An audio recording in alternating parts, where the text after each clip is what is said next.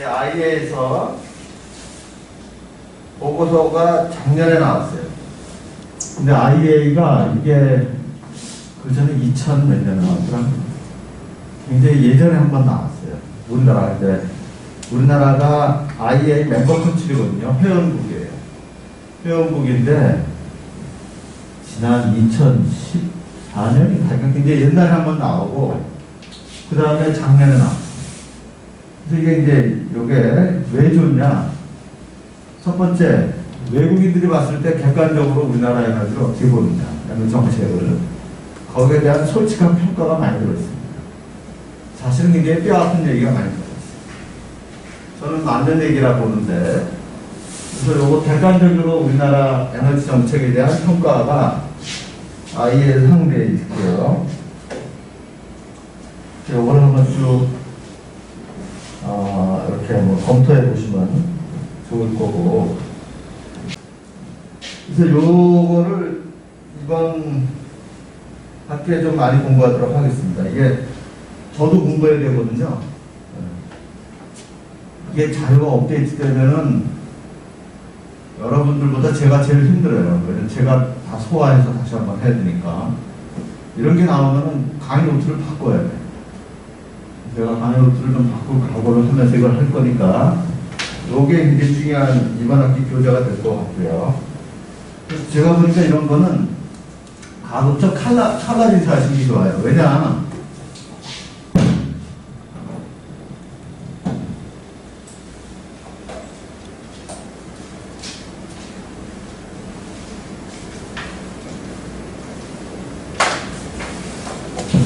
이 중간중간에 그림 같은 게 다 칼라로 돼 있어요. 그래서 흑백으로 하면은 이게 그 중간이 잘 안 돼요. 뭐 몇 퍼센트는 뭐 석탄, 몇 퍼센트는 가스, 이게 다 이렇게 되는데 흑백으로 하면은 잘 안 되더라고요. 그래서 가급적 칼라 필터로 인쇄하셔가지고 보시는 게 좋고요. 그래서 요게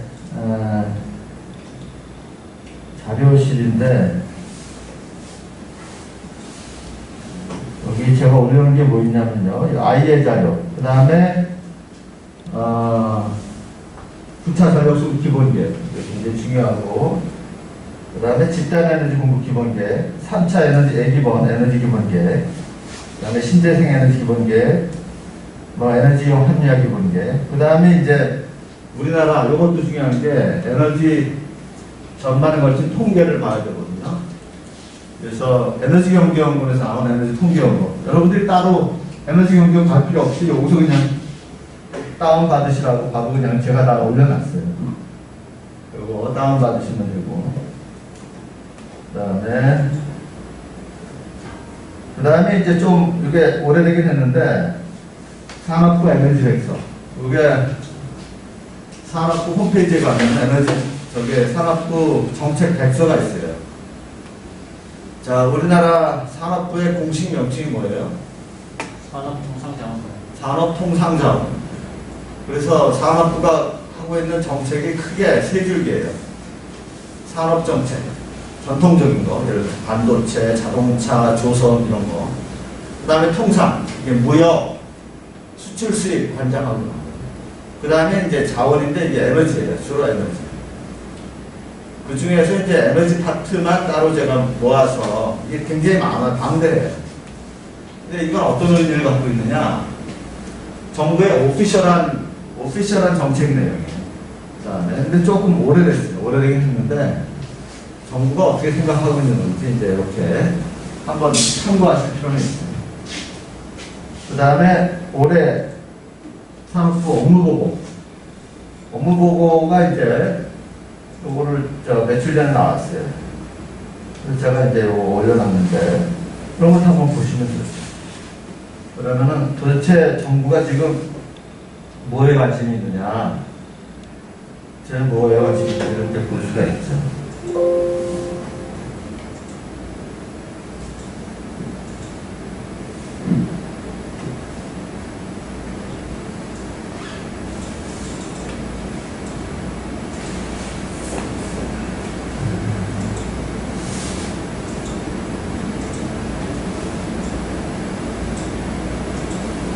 예를 들어서 이제 에너지 그러면 탄소 중립.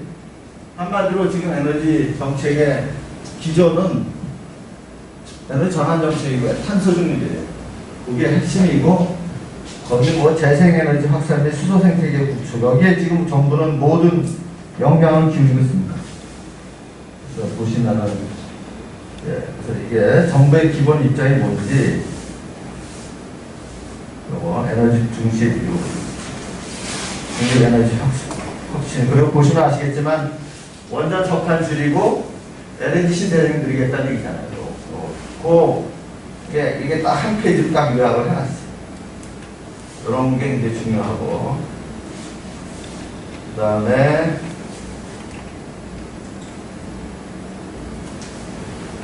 이제 환경부, 이거 어제 며칠 전에 나왔어요. 이거 환경부의 탄소 준비 계획이에요.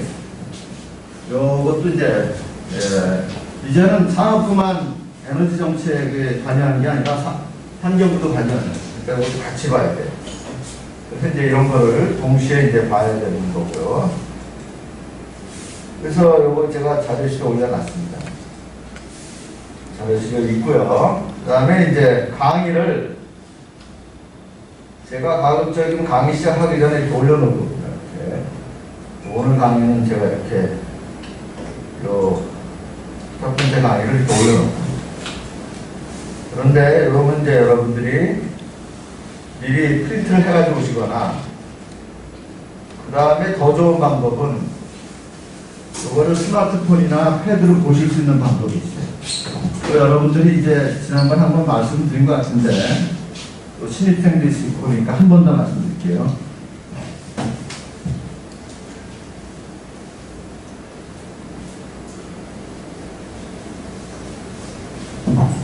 혹시 제가 마스크가 있어서 제 목소리가 불분명하게 들리거나 이게 약간 좀 잘 안 들리거나 그랬어요? 아니면 잘 들리세요?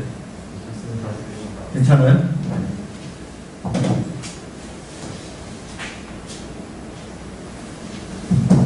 자, 스마트폰에서 플레이스토어로 가세요. 앱스토어 창조, 플레이스토어.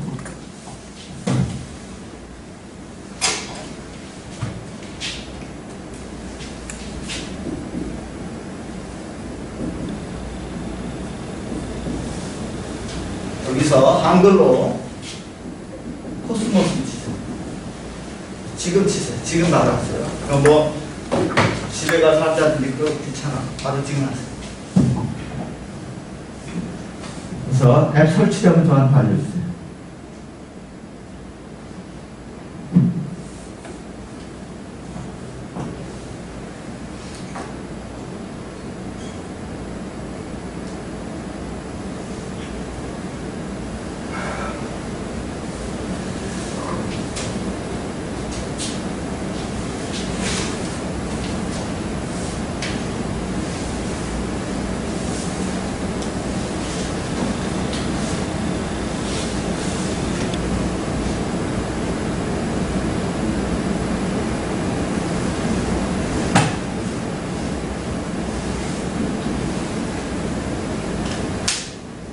다 하셨으면 손 드세요. 설치됐으면 손 드세요. 설치됐어요? 아직 안 드신 분들 있으니까 좀 기다려볼게요. 네.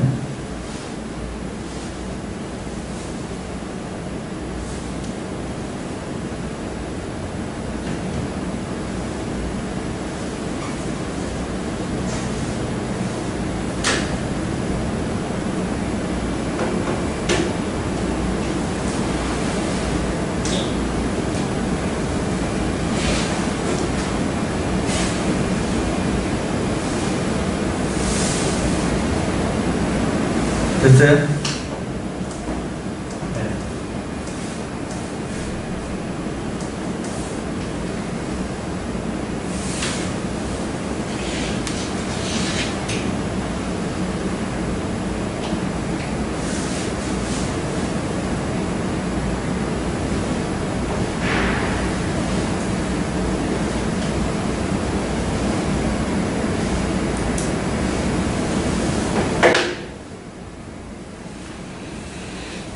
잘했습니까? 아직 안 됐어요?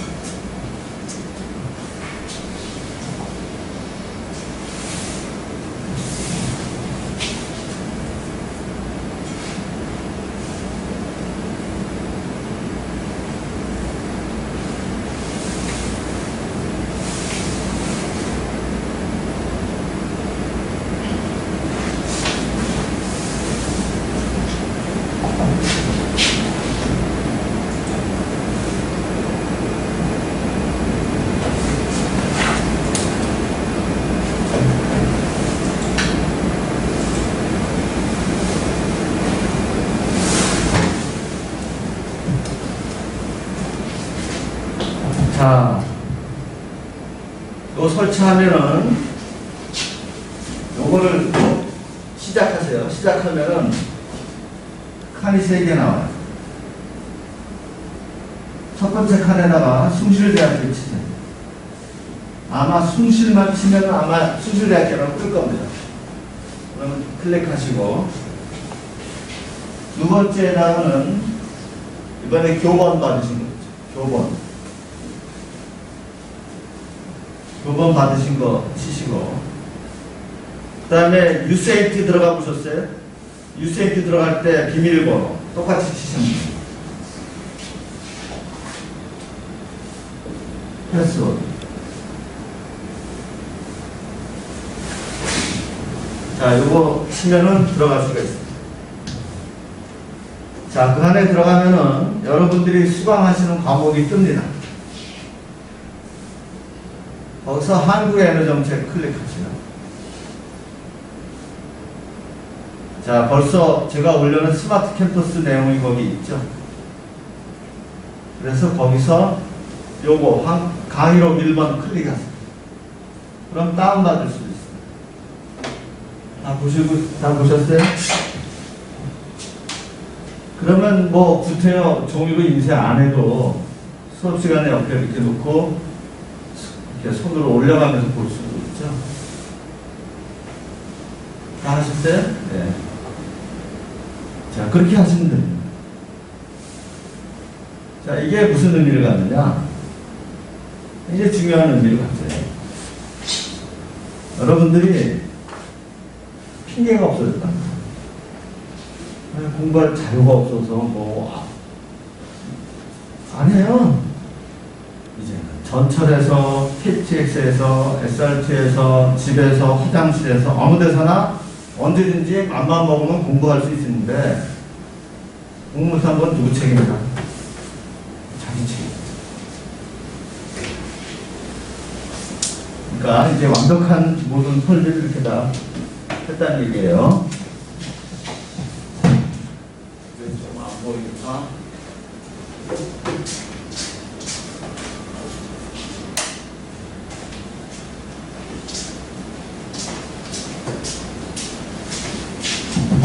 자, 그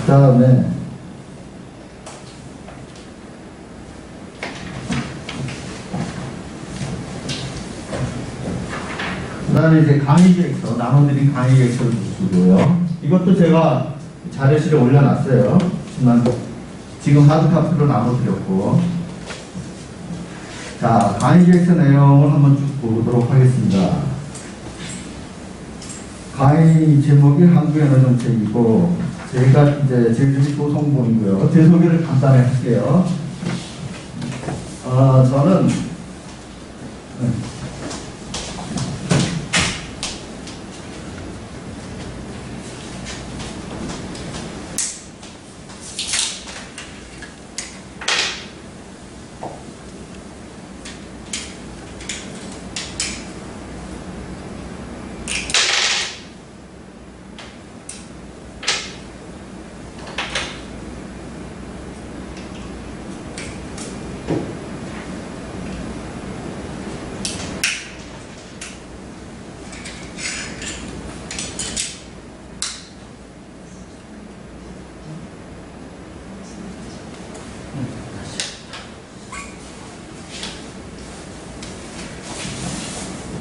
저는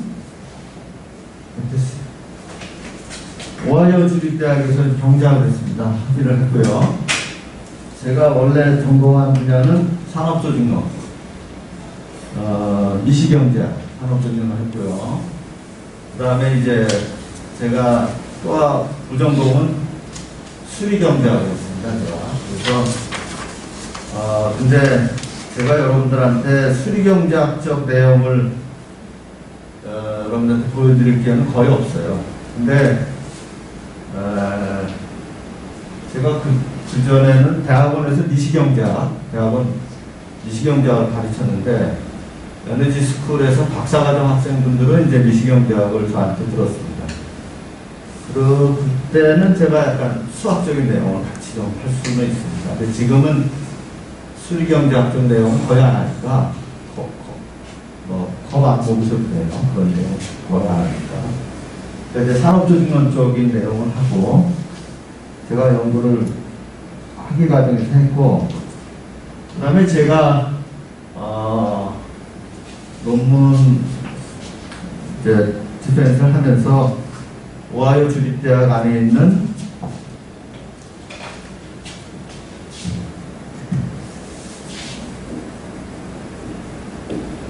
NRI라는 연구소에 있습니다. 여기 연구원으로 한 1년 좀 넘게 있었는데, 이게 뭐냐면은,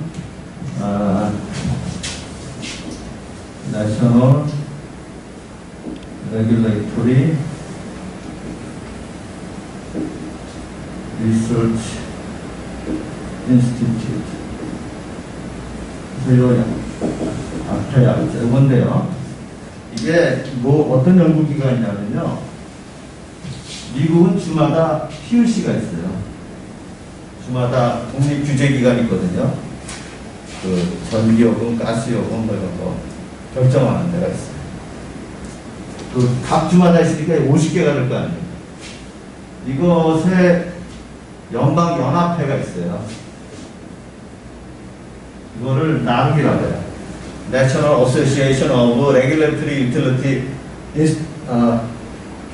뭐더라?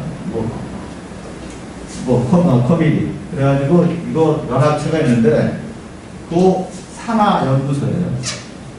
그 산하연구소인데 여기에 오하이오 주립대학이 있었는데 지금은 이제 다른 대학으로 갔어요. 근데 그 당시에 제가 여기서 일을 하면서 미국의 전력산업, 가스산업 규제에 대해서 그때 연구를 했었어요.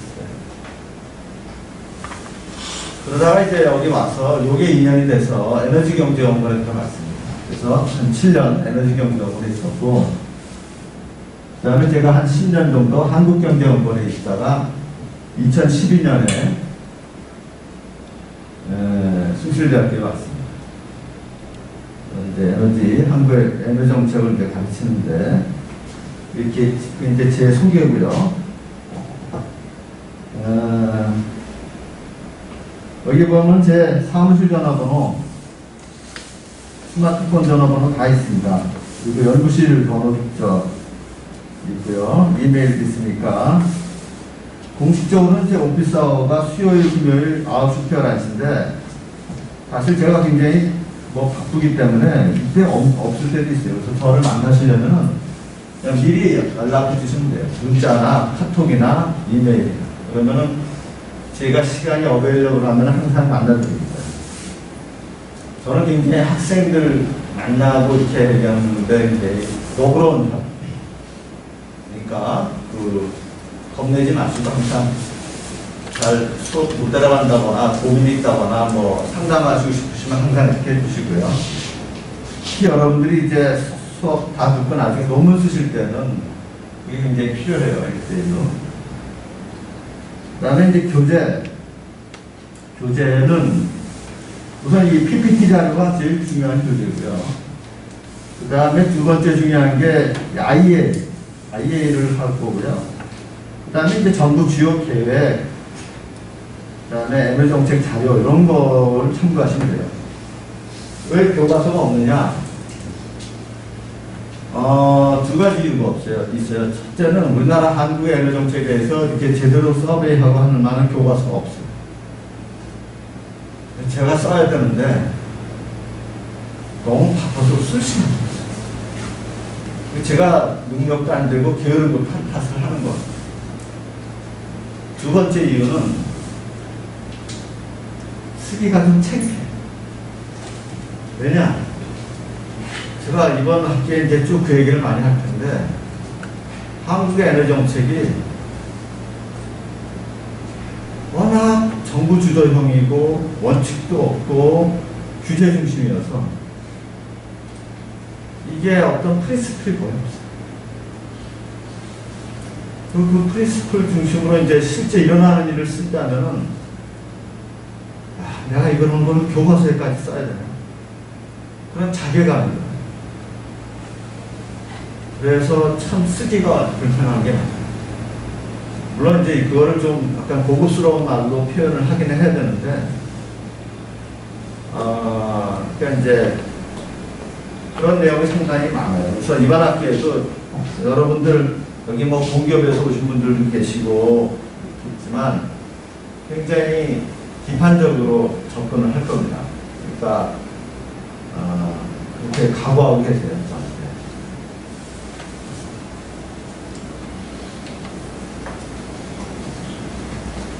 그 다음에 그리고 그거는 어떻게 알게 됐느냐, 그 미국이라는 그런 규제 정책 하에 있다가 우리나라 와서 보면서 너무 말도 안 되는 게 많아요. 제 에너지 연구한 거의 뭐 20, 30년의 역사는 거의 좌절의 역사가 같아요. 그건 지금도 아직 해결이 안 됐어요. 그리고 한번 돌이켜 생각하면은 내가 안 되는 걸 주장했었나 이런 생각이 드는데, 다른 나라에서 되고 있는 걸 보면은 내가 돌았나 여기가 돌았나 세상이 돌았나 이런 생각 많이 들어요. 그래서 그렇지만 이거 분명히 나아가야 될 방향이고 실제로 그렇게 조금씩 나아지고는 있어요. 강의 목표는요, 우리나라 에너지 정책 주요 특징이 굉장히 독특해요. 그 특징을 검토하고, 그 다음에 제도적 제도를 좀 잘 봐야 돼요. 이 제도라는 게 나중에 이제 우리 보시겠습니다만은 인스티튜션이라는 게 이제 뭔지를 나중에 설명을 할 거예요. 그 보면은 이제 법, 정책, 그 다음에 기관, 그 다음에 이제 법을 특히 많이 볼 텐데, 우리나라 에너지 관련된 법, 특히 이제 가장 핵심이 사업법이에요. 전기사업법, 도시가스사업법, 집단에너지 사업법, 그 다음에 에너지형 합리화법. 그럼 법에 나타난 특징이 뭐고, 법이 전달하고자 하는 메시지는 뭐냐. 그 다음에 각종 계획. 이 계획은 왜 만들어지고 여기서 오는 거냐. 한 가지 조심할 점은, 여러분들은 지금 사업자에 소속되어 있거나 그렇기 때문에 그 큰 의미를 못 보고 그 작구에 매달릴 가능성이 높아요. 제가 처음에 그래요. 그런데 그 크게, 이게 도대체 이게 왜 생겼고, 이게 왜 하고, 공무원들이 이게 왜 하려고 그러는지, 이게 큰 윤곽을 잡아나가기 시작해야 이게 해석을 할 수 있어요. 굉장히 크게 봐야 돼요. 뒤에 숨겨진 그림까지 같이 볼 수 있어야 된다는 거죠. 그 다음에 우리나라 엔산업의 역사와 발전 단계를 이해해야 됩니다. 이게 굉장히 중요하고요. 그래서 옆에 강의 진행을 보면은 대충 제가 적어놨어요. 근데 이게 잘 안 돼요. 대충 진도, 강의 계획서, 강의 1주, 2주 그래서 진도를 딱 해놨는데 잘 안 될 수도 있지만 뭐 이런 식으로 하려고 합니다. 그 다음에 중간고사 날짜를 언제냐면요. 여기 적어놨어요, 제가.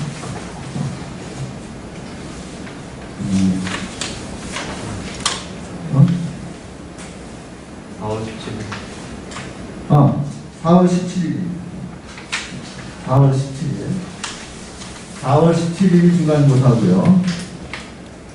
그 다음에 마지막 2월 12일이 기말고사. 저는 시험을 2번 보고요. 그 다음에 이제 성적 평가 방법이 좀 독특해요. 이제 저한테 강의 들으신 분들은 한번 당해보셔서 아는데, 성적이요, 출석이 10%, 그 다음에 시험이 90%. 근데 시험 성적 산정하는 게 좀 이상해. 이게 뭐냐면은, 중간고사 더하기 기말 또는 1.5 곱하기 기말 중에 큰 거를 택해줍니다. 그리고 중간고사는 30점 만점이에요. 기말고사는 60점 만점. 자, 예를 들어 볼게요. 자, 중간고사 못 봤어요. 그래서 5점 받았어요. 근데 마음을 다잡고 열심히 해서 기말고사 잘 봤어요. 25점 받았어요. 요거 합하면 얼마죠? 요거는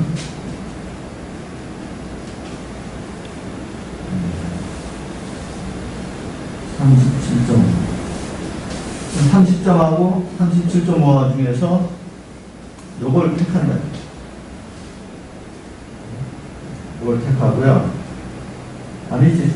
여기 기말고사 60점 만점 25점은 너무 좋다. 예를 들어서 한 50점. 그러면 55.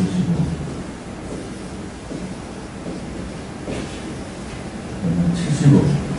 그럼 요걸 택한다. 출석 단위수는 85가 되겠죠. 그런데 중간고사 잘 봤어요. 안 맞았어. 근데 기말고사 못 봤어. 예를 들어서 60점 만점에 40점. 그럼 요거는 70이고 요거는 60이죠. 그러면은 요 70이라고. 자, 요 포뮬러가 갖는 특징이 뭐냐면요. 중간고사를 망쳐도 신점 3점 맞아도 기말고사 잘 보면은 충분히 좋은 성적 받을 수 있다는 얘기예요. 그 다음에 아무리 중간고사 잘 봐도 기말고사 잘 못 보면 성적 잘 안 나요. 그렇죠? 그러니까 이게 무슨 뜻이냐. 중간고사 못 봤다고 기죽지 말고 끝까지 잘하자. 두 번째, 중간고사 잘 봤다고 교만하지 말라. 끝까지 열심히 해야 된다. 한마디로 여러분들 끝까지 괴롭히기 위한 시험 방법입니다. 최선을 다하자. 저는 미국에서 가르칠 때부터 지금까지 이 방법을 고수합니다. 효과가 굉장히 좋아요. 이렇게 하고 있습니다. 자, 그게 이번 학기 제가 강의 계획 설명한 건데, 혹시 이제 오늘 이제 강의 본격적으로 들어가기 전에 전반적인 인트로덕션 다 한 것 같아요. 혹시 질문이 있거나 그런 좀 해주세요.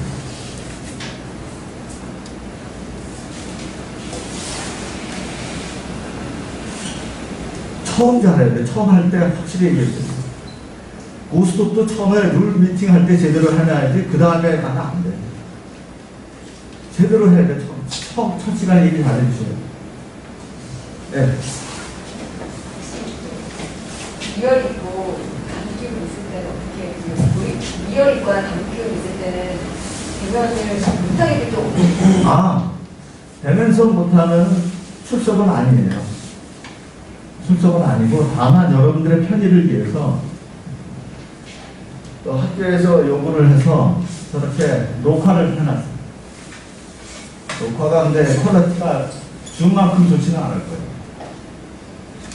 근데 저게 어떻게 했냐면은 제가 왔다 갔다 하고 뭐 이렇게 되면은 카메라 이게 앵글에서 벗어날 수가 있으니까 롱샷으로 그냥 풀샷으로 그냥 딱 잡아놓은 것이에요. 원테이크로. 그래서 저거를 저희 NH스쿨 유튜브에 이런 게 있어요. 거기다가 올려놓고 그 URL을 제가 스마트 캠퍼스에 수업 끝난 다음에 다시 올려놓죠. 혹시 놓치는 분들은 그렇게라도 할 수 있도록 편의는 도모해 드리는데 그건 편의 도모고 출석 점수는 안 되죠. 또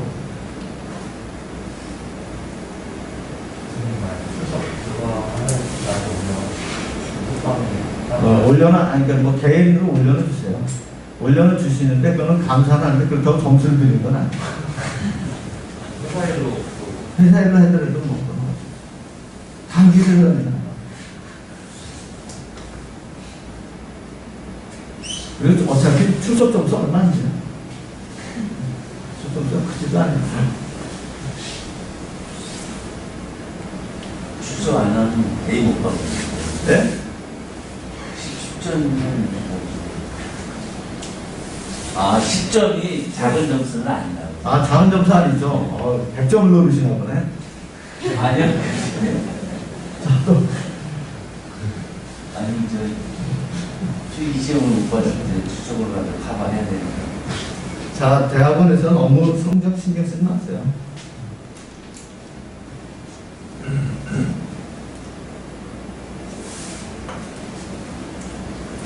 자, 또 질문 해주세요. 그래요? 그러면 지금 이제 본격적으로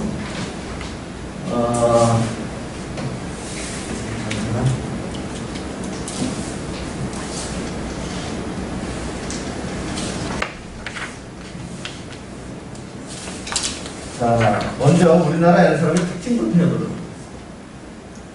우리나라 에너지 산업이 굉장히 독특해요. 다른 나라에 비해서. 그러면 여러분들이 우리나라가 에너지 산업이 뭐가 독특한가? 그걸 이제 이번 첫 시간에 좀 얘기해 보려고 하는데, 참, 우리 수업을 이렇게 하려고 해요. 원래는 9시부터 11시 45분까지 하게 돼 있어요. 네? 근데 그렇게 하면 여러분들 지치고 저도 지쳐서 하거든요.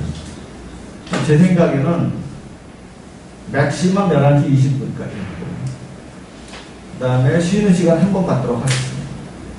그래서 한 60분 또는 70분 정도 강의하고 한 10분 쉬고, 그 다음에 나머지 또 강의해서 한 11시 한 20분쯤 끝내는 걸로 이렇게 하도록 하겠습니다. 우리나라 에너지의 특징, 가장 중요한 특징은 해외 의존도가 너무 높다. 해외 의존도가 높다. 그 이유는 뭐 여러분 말하는 것도 잘 아시겠지만 우리나라 에너지 잘 안 나요. 그리고 난 게 있었는데 다 써먹었어요. 다 써먹었고, 특히 석탄, 무연탄 거진 다 캐먹었고, 나는 게 조금 있긴 있어요. 그거는 좀 이따 말씀드릴 거고. 그럼 얼마나 우리나라가 해외 의존도가 큰지 먼저, 우리나라를 작은 나라라고 말씀하시는 분이 많은데 우리나라 작은 나라 아닙니다. 우리나라 에너지 소비에 있어서는 큰 나라예요. 에너지 소비 대국이에요. 세계 9위예요. 세계 9위. 굉장히 큰 나라죠. 에너지 소비 많이 하고 있어요. 왜 우리나라 에너지 소비가 이렇게 많아요? 한번 얘기해 봐 주실래요? 이제 여러분들 이제 괴롭히는 거죠. 제조업. 네, 산업이 많아요. 제조, 공장이 많아요. 그러니까 우리나라가 보기보다 굉장히 굴뚝 국가예요. 주로 어떤 제조업 많아요? 중화학업, 예를 들어서 철강, 석유화, 또 자동차, 조선, 기계. 그러니까 이 에너지 많이 씁니다. 전력도 많이 씁니다. 시멘트. 도대체 시멘트가 왜 이렇게 에너지 많이 써요? 시멘트 뭐 만드는 거예요? 시멘트 만드는 거예요. 근데 어떻게 만들어요?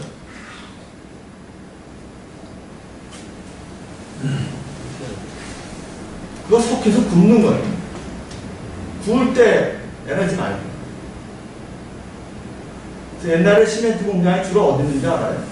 충북 단양이나 뭐 단양, 또 영월 또 그런 데 있을 거야. 쌍용 시멘트 그 다음에 어디야? 동양. 네. 왜 그런 데 있었을까요? 왜 영월까지 가서 시멘트를 만들어야 돼? 그 복잡한, 지금은 가까워. 한 2시간인가. 근데 옛날에 영월이 한반도에서 제일 가기 어려운데, 오죽하면 세조가 단종을 거기다 보내버렸어요. 끄집어내서 쿠데타 못하고.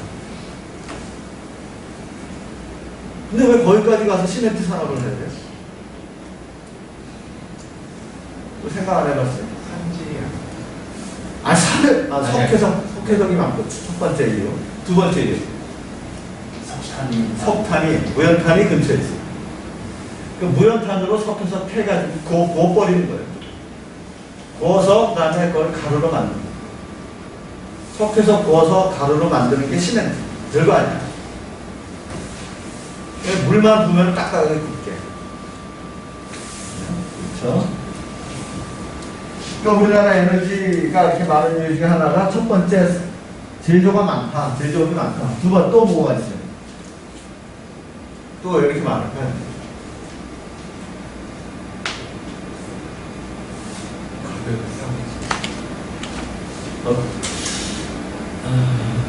아니 뭐 가격이 아무리 싸도 뭐 쓸 데가 있어야 쓸 거 아니에요. 물론 이제 그것이 중요한 이유지만 큰 그림부터 가야 돼요. 인간이 많아요. 사람이 많어. 5천만이 적은 인구가 아니야. 네, 우리나라 인구 5천만이 적은 인구가 아니야. 우리나라를 보고 작은 나라라는데 인구 5천만 넘는 나라 많지 않아요. 여러분 유럽의 강대국들 인구가 얼마예요? 보통 비슷하거든요. 독일, 영국, 프랑스, 스페인, 이태리 거의 비슷해요. 대충 어느 정도 수준인지 아세요? 5천만. 조금 넘거나 모자라거나. 또 우리나라 적은 나라. 일본이 굉장히 큰 나라죠. 1억 3천, 2천만. 근데 우리나라 사람은 일본 굉장히 작고 세상에서 일본 제일 우습게 보는 나라가 뭐야? 왜 그렇게 우습게 보는지 모르겠어요. 일본 굉장히 무서운 나라예요. 큰 나라고. 자, 그 다음에 우리나라도 큰 나라입니다. 5천만. 국토는 좀 작겠죠. 아니 북한까지 하면 7천만. 굉장히 큰 나라죠. 자, 그 다음에 인구가 많고 또 왜 에너지 많이 쓰죠? 아까 말씀드린 대로 이제 가격 정책 같은 것도 있어요. 가격이 너무 싸니까 에너지 많이 쓰는 것도 있지만 도대체 어디다 쓸까요? 우리나라 에너지. 공장 돌리는데 쓰고 사람들이 쓰는데 우리나라가 생각보다 추운 나라입니다. 생각보다 추운 나라. 그거 얘기 오늘 나중에 이제 얘기할 겁니다. 동위도선에서 우리나라가 굉장히 춥다. 같은 위도에서 그 얘기를 할 겁니다. 자, 그러니까 그렇게 큰 걸 잡아 나가요. 근데 이런 거는 교과서에 좀 큰 생각을 할 줄 알아야 되고요. 그래서 우리나라 1차 에너지 공급, 1차, 여기서 이제 여러분 잘 아시겠지만 다시 한번 복습하는데 1차 에너지하고 2차 에너지는 뭐예요? 뭐가 2차 에너지고 뭐가 2차 에너지예요?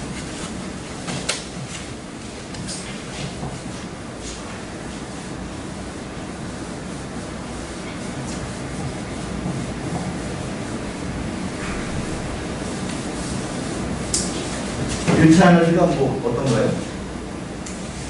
프라이머리 에너지라고 그러죠. 자연 상태에서 거의 있는 거 비슷한 거. 이게 1차 에너지.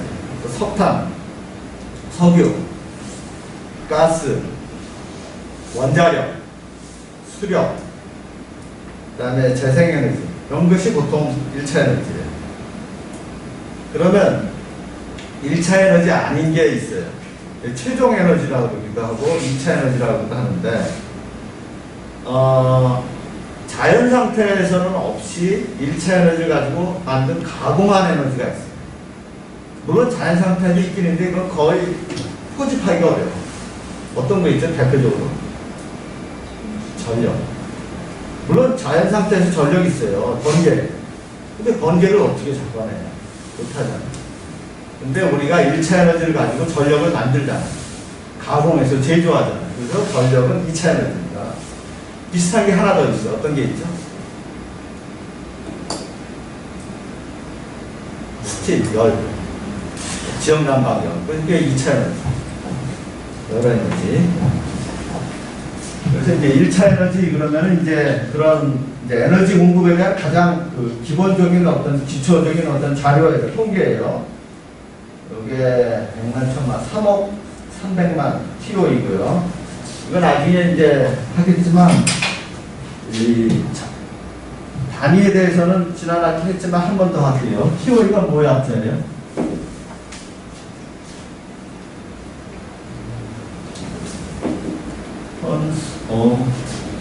오일 이퀴버넌트. 그러니까 뭐냐면요. 이게 대충 뭐냐면 원유 1톤 태워서 얻는 열 요거를 TO이라. 우선 여기에 대한 이 데피니션 이런 거는 여기 잘 나와 있어요.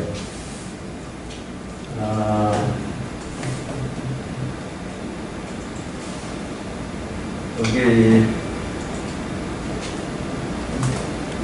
에너지 통계원고에 보면은 여기 잘 나와 있어요. 이거 이제 여러분 통계원고, 배경연고 이거 보시면은 여기 이제 아주 여기 야고가 킬로칼로리 기가와트아워 이런 거 튀어 있잖아요. 톤 오브 오일 킬로그램. 이게 이제 석유 환산톤이라고 하는데, 그리고 이거 환산표가 있어요.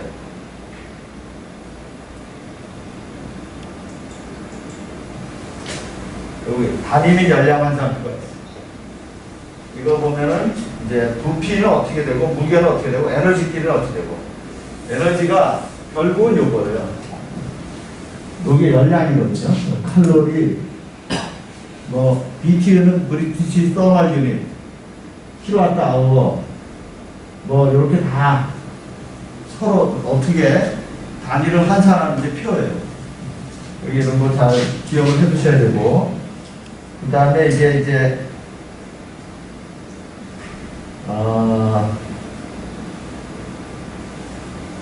굉장히 중요해요. 에너지 열량 환산 기준이 있어요. 이 기준이 있는데, 이게 예를 들어서 지난 학기 잠깐 해봤죠. 석유, 원유 1kg은 이게 10750 킬로칼로리. 그러니까 결국은 칼로리, 열량으로 환산을 해야 돼요. 왜 그러냐? 에너지는 생긴 모습이 다 달라. 석탄은 무거워요. 그리고 고체야. 그런데 태우면 생각보다 열량이 그렇게 많이 안 나. 그런데 가스는 이건 기체야. 그래서 이건 무게를 잴 수 있지만 무게보다는 뭘로 재는 게 편하냐면 부피로 재요. 그 다음에 석유 같은 거는 액체야. 그래서 주로 리터라든지 이렇게 부피로 재요. 여기 다 달라. 어떤 건 무게고, 어떤 건 부피고, 어떤 건 그건데, 이거 그럼 어떤 기준으로 통일시켜야 될 거 아니야. 그 통일된 기준이 바로 요거, 이게 열량입니다. 그거 태워서 얼마만큼 에너지가 나오느냐. 열량입니다. 그러니까 열량 기준으로 항상 이렇게 환산해야 됩니다. 그래서 보통 TO이라는 말을 가장 많이 써요. TO이라는 말을. 최종 에너지가 아까 제가 말씀드린 이제 그 2차 에너지까지 합한 거. 왜냐하면 석탄 같은 거는 조금 가공해서 그냥 거진 그대로 쓰거든요. 연탄이라는 약간의 뭐 가공만 해서 석탄 가지고 이제 코크스 같은 거를 이제 그냥 포스코 같은 데서 쓰고 그러니까. 그래서 최종 에너지 소비는 이제 100만, 1000만, 2억 3천배. 자, 근데 뭐 하나 여쭤봅시다. 1차 에너지는 이렇게 많이 쓰는데 최종 에너지는 왜 이렇게 확 줄어들죠?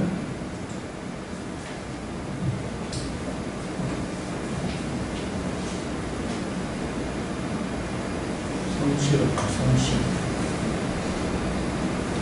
효율은 날아가잖아.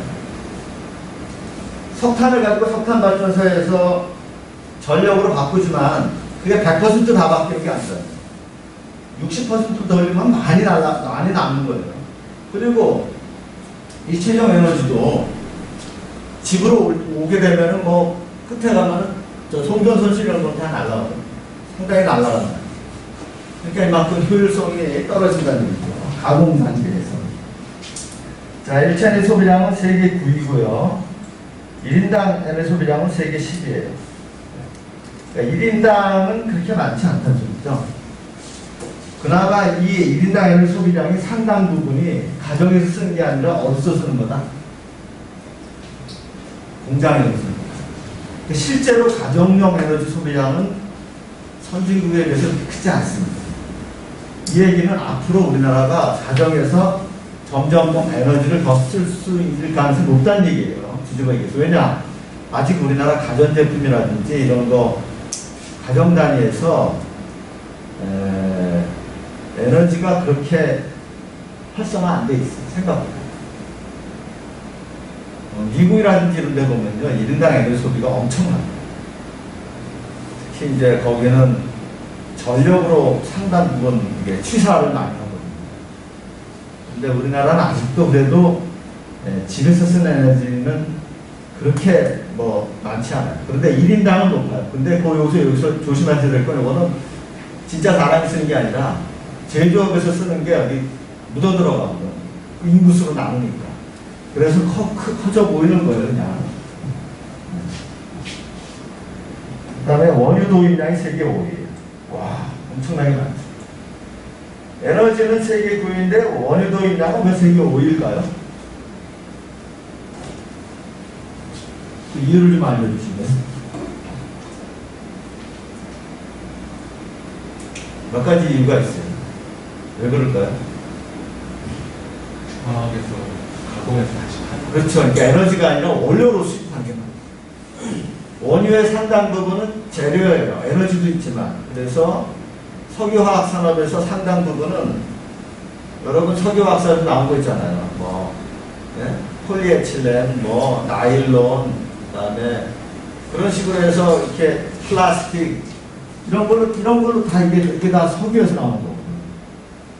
그다음에 우리 옷 입는 거 폴리에스터 같은 거, 나일론 같은 거, 플라스틱. 그다음에 뭐 그것뿐만 아니라 벤젠, 톨루엔, 뭐 초알틸렌 전부 다 석유에서 나와. 그러니까 그거는 에너지는 아니지만 원료로 들어가는 거고 우리나라가 제조업에서 이걸 엄청나게 수출해요. 그래서 우리나라가 원유는 수입하고 제조된 걸 또 팔아먹습니다. 그러니까 이게 많은 거예요. 굉장히 많이 팔아먹습니다. 자, 또 많은 이유 중에 하나가 우리나라가 자동차 강국이에요. 자동차 많아요. 한 집에 이제 거의 2대 가까이 될 거예요. 그러니까 자동차 쓰는 연료가 많아요. 수송용이 만만치 않아요. 그러니까 그 수송용은 대부분 석유거든요. 전기차 아직 뭐 보급 거의 안 됐기 때문에. 그래서 이 원유를 많이 해서 재작년 2019년 작년 통계는 아직 안 나왔어요. 이렇게 에너지 통계 연구에 보니까 2019년 수입한 게 100만 1000만 10억 7200만 배럴. 요게 2015년에 처음 10억 배럴 돌파했어요. 석유 정제 능력이 세계 5위예요. 굉장히 큰 거죠. 그래서 340만 배럴이에요. 하루. 그 다음에 하루 도입량이 무려 300만 배럴 가까이 돼요. 하루 도입량. 이 하루 도입량이 배럴인데 배럴을 드럼보다 조금 작은 드럼 같은 걸 배럴이라고 합니다. 이 배럴을 이렇게 차서 넘어뜨린 다음에 그거를 경부고속도로에서 부산에서 서울까지 이렇게 딱 1년으로 늘어뜨리면 어디까지 갈 것 같아요?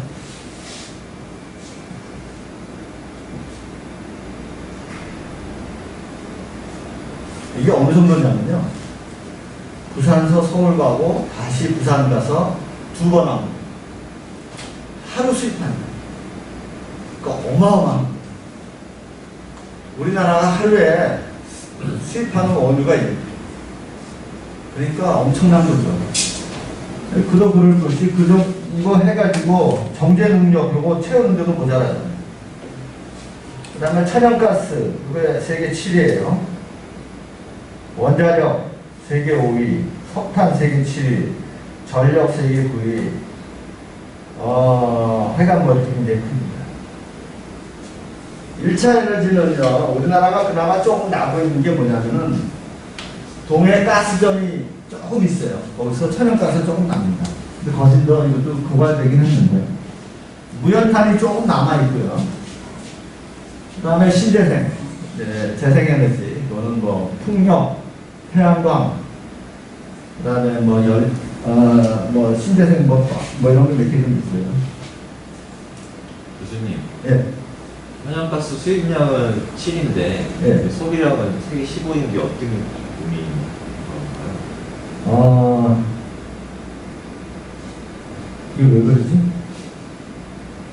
소비량, 수입량은 어떤 나라는 자체의 천연가스 갖고 있는 나라가 많죠. 우리나라는 딴 데서 대부분 수입한다. 예를 들어서 어떤 나라는 뭐 유럽의 어떤 나라는 자국에서 많은 천연가스 쓰고 모자란 만큼 수입을 하잖아요. 근데 우리나라는 대부분 수입하니까. 그래서 아마 차이가 나요. 네, 좋은 질문이네요. 또. 자, 조금만 더 하고 잠깐 쉴게요. 순수일 에너지가 차지하는 비중이 지금 이게 돈으로, 달러 기준입니다. 돈으로 기준으로 93.5%입니다. 2019년에. 근데 이게 왔다 갔다 해요. 총 에너지 수입액은요. 그러니까 우리가 이제 전체 에너지 중에서 수입이 차지하는 게 93.5고, 총 에너지 수입액이 1267억 달러예요. 전체의 약 한 4분의 1. 그래서 우리나라 수입액의 4분의 1은 에너지예요. 4분의 1은 에너지인데, 그나마 이게 많이 줄어든 거예요. 옛날에는 거의 3분의 1이었어요. 자, 이게 왜 이렇게 줄어들었을까요? 옛날에 2014년에 3분의 1이었다가 2019년에 4분의 1로 줄었어요. 왜 그럴까요? 수입하는 게 줄었을까요? 아니면 뭐 왜 그럴까요? 재생에너지. 재생에너지? 또 이 유가 때문에. 유가가 많이 떨어져. 이게 달러로 따집니다. 유가가 떨어지니까 이때는 유가가 이게 높았을 때거든요. 기름값이 비쌀 때는 이게 수입액의 3분의 1은 에너지야. 근데 기름값이 확 떨어지니까 거기에 4분의 1로 확 줄어들어요. 그렇게 보시면 되고요.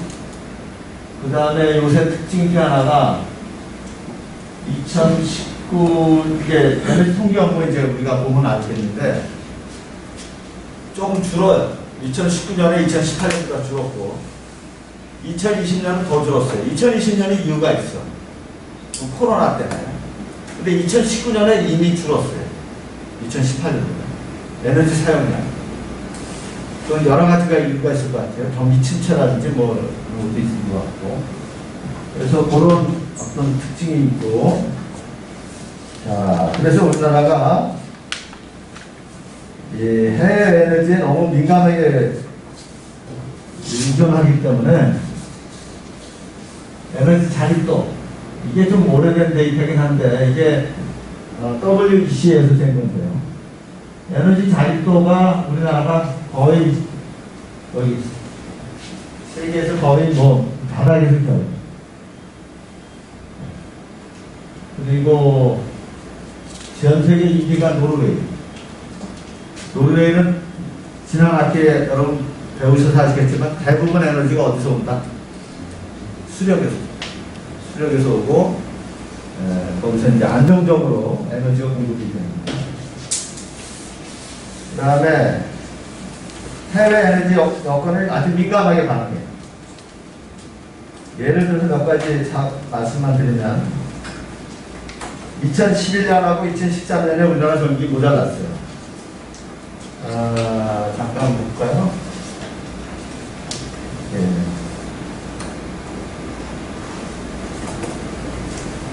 요거.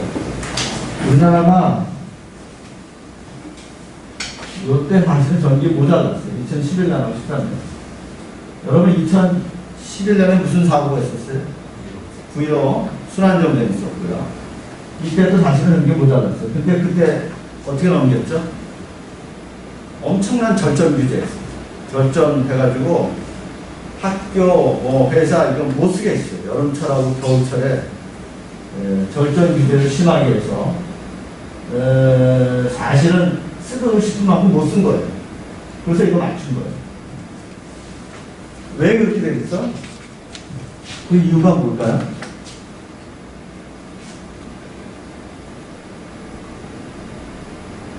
그 이유가 그때 기름값이 막 올라가고 그러니까 이게 파란색이 원유 가격입니다. 그리고 여기에 그 달러로 보시면 되고요. 파란색으로 보시면. 그 다음에 요거는 전기요금이에요. 그때는 요거를 원화로 보시면 되고. 전기요금이 겉으로 올라간 것처럼 보여요. 빨간색. 그런데 물가 수준으로 환산해 보니까 사실상 떨어집니다. 기름값은 올라가는데 전기요금 안 올려주니까, 그리고 2004년 이후에 이때부터 국제유가가 올라갔는데, 이때까지 내셔널 일렉션, 그러니까 대통령 선거, 국회의원 선거, 지자체 선거가 7번 있었어요. 전기요금을 사실상 묶어 놨어요. 그러다 보니까 공급 능력은 떨어져요. 수요는 어떻게 돼요? 유가는 올라가는데 전기요금 떨어지니까 전력 수요 다 몰리는 거예요. 여기 뭐죠 이거? 천장에 있는 거? 시스템 에어컨. 학교마다 그때 다 달았고요. 음식점마다 전기 넣으면 5분 안에 따뜻해지는 거, 전력. 그걸 다 바꿨고, 전력 수요 엄청 올라갔어요. 컨테이너 하역하는데 예전에는 디젤로 했거든요. 전기로 다 바꿨어요. 전력 수요가 올라갔어요. 싸니까. 뭐, 한전 사장님 표현대로 하면은 두부값이 콩값보다 쌉니다. 그러니까 전기요금이 그때 기름값보다 쌌어요. 사실은 기름 태워서 전기 만들어요. 그러니까 이게 우리나라 유가가 올라가고 거기에 맞는 에너지 정책을 제대로 가격 정책을 못하다 보니까 이런 사고가 난 거고요. 그 다음에 그만하고 잠깐 쉴게요. 일본 원전 사고가 우리나라 도매 전기요금에 엄청난 영향을 미쳤어요. 도대체 일본 원전 사고하고 우리나라 도매 전기요금하고 무슨 관련이 있어요? 일본 원전 사고가 2011년인가요? 네? 11년. 내가 알기로는 11년. 한번 찾아봐요. 11년 3월인가? 네,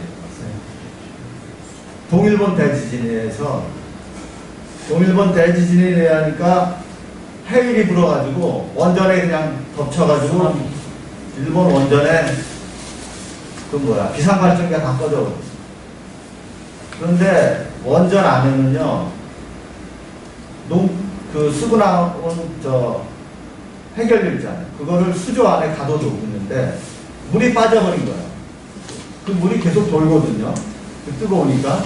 근데 물을 돌려줘야 이게 식는데 물을 돌려주는 전기가 없는 거예요. 비상발전기가 없어요. 그러니까 물이 다 마르고 그게 뜨거워지고 그러니까 왜 수소가 차가지고 뻥 날아간 거 보잖아요. 그래서 일본이 모든 원전을 올스톱 시켰어요. 모든 원전을 올스톱 시키니까 전기가 모자라죠. 그걸 뭘로 대체했어요? LNG로 대체했어요.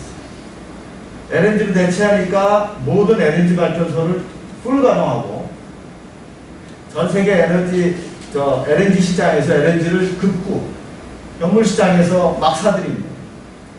그러니까 LNG 가격이 어떻게 돼요? 확 올라갑니다. 그 지들만 올라가면 되는데 우리 값까지 올라갑니다. 우리가 사들인다. 근데 우리나라에서 전기 도매 요금을 결정하는 것의 한 70%가 뭔지 아세요? LNG 요금. 국제 LNG 가격이 올라가니까 이게 올라갑니다. 그래서 우리나라 S&P 도매 전기요금이 영향을 미친 거고요.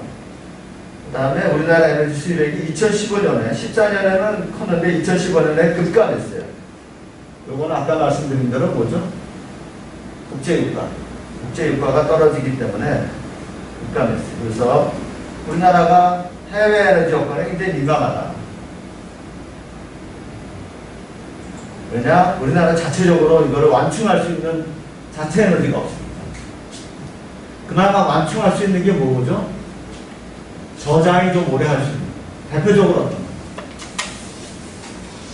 원자력. 그 다음에 조금 저장할 수 있는 게 석탄. 가스는 더 이상 거의 못해요. 조금밖에 못해요. 원자력 석탄인데 지금 우리나라 정부는 원자력 석탄을 줄인다고 하니까 이게 어디에 영향을 미치죠? 에너지 시큐리티에 영향을 미칠 수밖에 없어요. 대한민국에서 강의하기가 제일 어려운 데가 어딘지 아세요? 강사들의 무덤이라고 속칭 일컬어지는 데가 있어요. 어딘지 아십니까? 중앙공무원인데. 네, 공무원 교육원. 강의 듣기 제일 싫어하는 사람들이 아마 교수일걸. 지가 하는 건 좋아하지만 듣기는 제일 싫어하는 사람이 넘버원 교수고. 근데 교수보다 더 부족한 사람들이 아마 공무원이에요. 왜냐? 여러 교수들이 거기 가서 강의를 하는데, 이제 중앙공무원교육원에서 이제 초청을 하니까 이제 날고 새는 뭐 강사들이 다 가죠. 유명한 교수 강의 잘하는 사람 가는데 가잖아요. 그러면 딱 이러고 손을 자다가 탁 뜨면서 어디 한번 얘기해봐라. 아주 기운이 빠져가지고 할 수가 없어. 세상에 지들이 제일 잘 나와. 그래서 뭐라 좀 하면 속으로 아이고 공자님 말씀하고 앉았네. 그게 누가 모르냐? 안 되는 걸 우리나라 형편에서 교과서 얘기를 못하냐 이런 식이에요. 그래서 중앙공무원 교육원에서 강의하는 게 제일 어려워요. 진짜 어렵고 뿐만 아니라 이 잘난 사람들 앞에서 강의하는 게 쉽지가 않아요. 제가 예전에 사법고시에서 이제 러스쿨 생긴 다음인가 그래서 그 사법연수원 졸업한 학생들 그러니까 변호사하고 이제 검사 판사로 가기 전에 사법연수원에서 졸업한 학생들한테 이제 경제학을 가르친 적이 있는데 나는 그렇게 잘난 학생들은 처음 봤네. 왜 이렇게 교만해? 강의를 들을 생각을 안 해. 마음이 접혀져 있으면요, 전달이 안 돼요. 참 힘들더라고요. 네. 제가 나름 강의 잘하는 사람입니다. 이런 얘기하기 그렇지만, 여기 와서 제가 베스트 티처상을 4번 받았어요. 근데도, 쉽지 않은 사람들한테는 어려워요.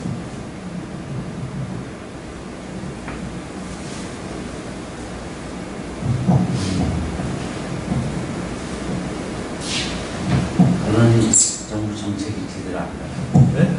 그러니 정부 정책이 제대로 안 가죠. 자기 생각 위주로. 그렇지. 그런 것도 있고요. 그리고 이 양반들 한계가 있어요.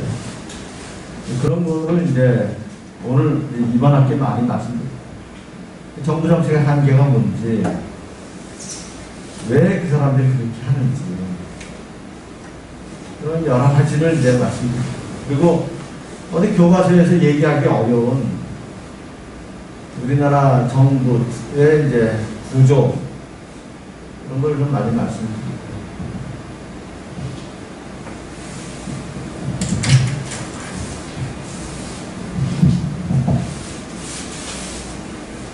다 들어오셨나요?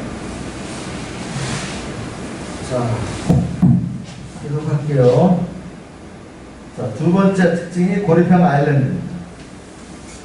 자, 그러니까 우리나라는 어떻게 보면은 저 반도 보시면 아시겠지만 이게 북한하고 연결이 안 되니까 이게 섬이랑 똑같아요. 휴전선이. 그래서 고리평 아일랜드고요. 그 다음에 이게 개통이 연결이 안 돼 있어요. 그래서 가스관, 송전선 이게 연결이 안 돼 있어요. 다만. 그래서 이게 이 고립에 따른 문제점이 뭐가 있을까요?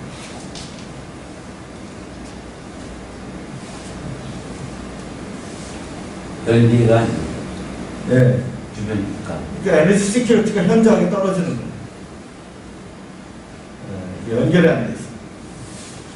이게 여기에 따른 정책을 계속 펴야 돼요. 물론 잠재적으로는 굉장히 좋아요. 그러니까 잠재적으로는 파이프라인 같은 것도 이제 북한하고 연결해서 또는 이 산둥반도에서 이렇게 연결해서 이렇게 하자는 얘기도 있고, 그 다음에 요거 일본하고 연결하자는 얘기도 있고, 그리고 또 상하진에서 나오면 여기 가깝거든요. 상하진에서 나오면 이렇게 연결하자는 얘기도 있고, 그래서 동부와 가스 파이프라인 요 얘기도 있고, 아시아 슈퍼그리드라 해가지고 전기줄도 이렇게 유럽처럼 다 연결하자 이 얘기도 있어요. 그 다음에 이거 뭐 더 크게 이런 개념도 있어요. 그래서 뭐 한전 가스공사 이런 데서도 이쪽 담당하시는 분들도 있거든요. 제가 북방 경제위원회 중에서 에너지 파트 자문 거기 위원장인가 그렇습니다. 그런데 회의 한두 번 하고 안 해요. 이거 못해요. 왜 그런지 아세요? 지금 대북 제재 때문에 그거 될 일이 없어요. 북한, 미국이 하고 유엔 생션 때문에요. 할 수 있는 게 하나도 없어요. 그리고 지금 분위기가 이런데 무슨 연결을. 그러니까 이게 되는 게 아니에요. 이게 나중에 말씀드리겠습니다만 이것도 어느 정도 동북아 정세랑 관련된 거. 특히 미국하고 중국이 요새 이렇게 사이가 안 좋은데 이게 쉬운 게 아니고요. 그냥 잠재적으로 이렇다 얘기만 하면 되는데 이거 제가 보기에는 쉽지 않아요. 이거 가지고 소설 쓰는 분들 많은데 글쎄요. 그 다음에 육상 수송 네트워크는 이제 철도 시베리아 유럽까지 갈 수는 있어요. 이론적으로 갈 수가 있고, 근데 러시아 가면 저게 바뀝니다, 여러분. 이 철도가 관계로 바뀌어요. 그래서 그거 이제 조절을 하긴 해야 되고요. 특히 이제 요새 중국이 뭐 1대1로라 해가지고 철도 같은 것도 이렇게 많이 하려고 하기 때문에 일단 되면 좋을 거예요. 특히 이제 석탄 같은 거는 철도로 수송하니까 특히 이렇게 공고 같은 데서 오는 게 좋긴 할 거예요. 근데 아직 요만해야 되겠죠. 석탄은 또 지금 안 쓰려고 그러는데 뭐 해봤자 뭐하나 이런 얘기도 있고. 다만 해상수송 네트워크는 굉장히 좋죠. 우리나라 반도입니다. 그래서 우리나라 에너지 설비는요, 여러분 보시면 대부분 바닷가에 있어요. 대부분 바닷가에 있어요.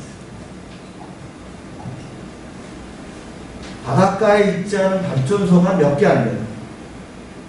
남부발전에 옛날에 했던 거 영월, 양수발전 몇 개, 그 다음에 뭐 수도권에 있는 뭐 국화발전하고 열병합 발전소 몇 개 빼놓고는 대부분 바닷가에 있어요.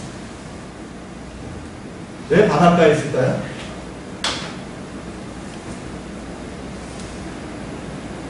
우리나라 에너지 설비 상당 부분 대부분이 바닷가에 있어요. 울산, 여수, 순천, 광양, 서해안, 영흥도, 태안, 보령,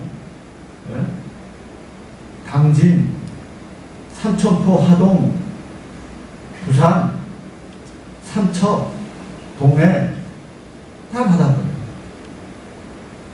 서인천. 왜 그래요? 네? 네? 네, 냉각수 문제가 있고요. 냉각수 문제. 근데 우리나라는 사실은 냉각수 거기서 돈 많이 세이브하잖아요. 우리나라 원전이 다른 나라보다 경제적인 이유가 왜 그런지 아세요? 프랑스는 상당 부분 원전이 내륙에 있어요. 강력. 근데 강으로 들어가면은 그게 냉각수가 이게 7도가 높아요. 강원도보다. 그래서 그거를 식혀줘야 돼요. 그래서 프랑스 같은 데 가면은 이걸 원자로로 착각하는 분들이 많은데 이렇게 생긴 거 있잖아요. 이게 뭐예요? 이게 쿨링타워예요. 쿨링타워. 냉각하는 거. 여기에 물을 보내면서 물을 식히는 거예요. 그래서 내려버리니까 수온하고 맞아요. 일단 7도가 높거든요. 근데 우리나라는 대부분 어떻게 해요? 바닷가 강으로 그냥 강조합니다. 그러니까 이것만 건설비가 3, 4천억 들어가요. 쿨링타운. 그나마 LNG 발전소 같은 경우 열병합 발전소 또는 수도권에 있는 거 보면은 그 있어 냉각타워가 따로 있어요. 작게 몇 개가 있어요. 서인천은 따로 있죠. 이렇게. 아니, 저희 없어요? 횟수 못 걸었어요. 해수면 석탄 발전소도 없어요. 그냥 내보내. 그러니까 바닷가 이것도 있고요. 그 다음에 연료 조달. 석탄 같은 거 바닷가에서 바로 잡아내가지고 받는 게 빠르지. 그 다음에 그걸 또 철도에서 또 들어오면은 그 수송비가 또 엄청나게.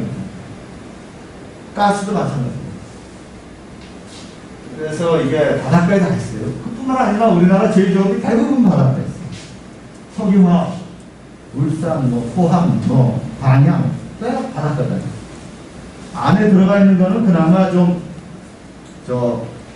전자산업, 반도체, 이런 건 안에 들어가 있죠. 그건 에너지 많이 쓰는 게 아니니까. 그 자체로, 그 다른 이유 때문에. 그래서 이 우리나라 에너지 설비는 대부분 바닷가에 있습니다. 그 다음에, 요거는 북한 에너지 협력은 안 되는 거기 때문에 옛날에 캐도라는 게 있었고요. 이게 개성공단 있었는데 이것도 없어졌고. 캐도는 잠깐만 말씀을 드리면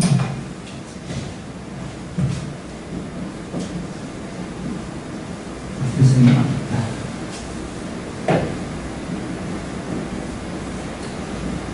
코리아 에너지 디벨롭먼트 오가니제이션. 자, 캐도의 역사에 대해서 아세요? 잠깐. 캐도가 어떻게 생긴 거죠? 이게 이제 북한하고 우리나라하고 이거를 다시 짚어봐야 돼요. 이게 94년부터 거슬러 올라갑시다. 1994년 무슨 일이 있었어요? 북한에 김일성이 죽었어요. 김일성이 죽고 김정일이가 하면서 김일성이 유훈이 핵무기 만들어요. 핵무기. 김정일이가 이제 핵무기 개발에 이제 애를 많이 썼어요. 근데 그게 잘 안 되는 게 90년대 여러분 잘 아시다시피 북한의 고난의 행군이죠. 죽을 뻔했다 살아난. 그 와중에도 그냥 달러 어떻게 해가지고 핵무기 개발을 하려고 했는데 그거를 클린턴 행정부가 알았어. 그래가지고 폭격한다, 협박을 하고 그래가지고 북한이 도저히 안 되니까 타협을 거둬. 그래서 우리가 핵무기 개발 안 할 테니까 그 대신 원자력 발전소 지어달라. 그 다음에 에너지 좀 달라. 그래서 북한에 중요하고 원자력 발전소를 져주기로 했어요. 그래서 원자력 발전소를 어디다 져주기로 했냐면 북한 신포.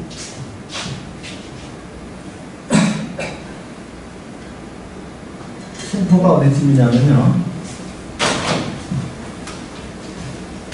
여기에요. 한경도 다 위에 그 신포. 그래서 그 캐도의 담당 사업자는 이제 한전이 돼서 한전이 가가지고 그래서 토목공사까지 대부분 하고 콘크리트 탓을 하다가 그만 덮고 왔어요. 근데 이제 이게 왜 한전이 하게 됐는지도 좀 뒷이야기가 있긴 했는데 그 얘기가 좀 복잡해요. 복잡한데 어떤 게 있냐면은 처음에는 미국이 이제 클린턴 행정부가 이렇게 북한의 비핵화를 지원하기 위해서 이제 에너지를 도와주는 게 이거죠. 북한에 나 핵무기 개발 안 하겠다. 그 대신에 에너지는 대달라. 우선 중유도 공급해주고 여기를 통해서 했었어요. 그래서 원자력 발전소 저주가 됐는데 문제는 미국의 원자력법에 의하면 그러니까 전 세계 어디든 간에 미국 기업이나 정부기관이 관여하는 데서 원자력 발전소에서 사고가 나면은 1차 책임은 유틸리티예요. 그러니까 그 발전회사, 전력회사하고 1차 책임이에요. 두 번째 책임은 누구냐면은 주기기 공급자. 세컨드 라이어입니다.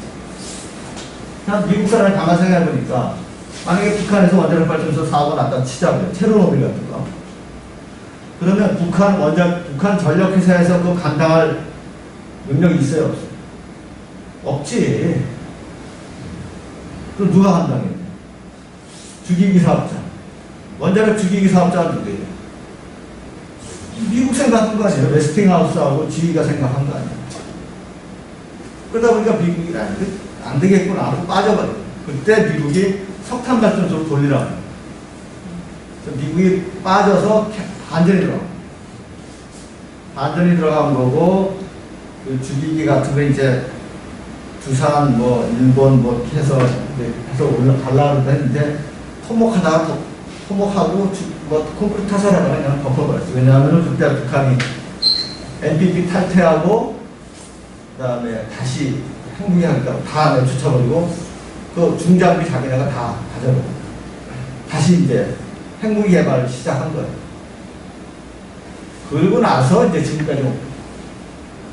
아마 이번에 또 미국이 이제 생션하고 그러면 김정은이가 버티다 못하고 비슷하게 나올 수 있어요. 똑같이 행복. 그러면 똑같이 반복될 가능성이 있어요. 제가 보기에는. 그때랑 아주 비슷해요. 근데 그때는 육자회담이었거든요. 근데 이때는 김정은이가 트럼프하고 정상회담 했는데 되는 게 없죠. 미국이라는 나라가 얼마나 무서운지를 모르니까. 지금 그 상황이에요. 그래서 제가 예전에 태도 자문위원이었어요. 그때 산업부에 같이 나갔던 분들이 뭐 대부분 한전 사장 나가시더라고. 조한익 사장님, 그 전에 좀 있더라. 산업 차관하던 분인데, 네? 잠깐 1년 하신 분 있어요. 그냥 뭐, 그때 헤드에서 다 뵀던 분들이고, 약간 그런 뒷사정이 있어요. 근데 지금은 뭐 이거 될 일이 아니고. 그다음에 개성공단 아시다시피 개성공단에 송전선은 아니고 배전선이 들어갔어요. 배전선이 들어갔는데 그건 이제 다 끊어버렸죠. 아, 참 하나. 이거 원자력 발전소 여기 심포에 젖어봤자 이거 북한에다 쓰는 거 아닙니다. 왜 그럴까요? 이때 모델이 뭐냐면은 한국형 1000메가짜리거든요. 지금은 1400이죠. 이게 1000메가짜리예요. 이 심포에 젖어봤자 이거 북한 못 돌려요. 북한 무전기 못 써요. 자, 왜 그럴까요? 당시에 북한에서 쓰는 전력 이 얼마인지 아세요? 200만. 개통 사이즈가 200만밖에 안 되는데 단일 플랜트 1000메가 못 돌립니다.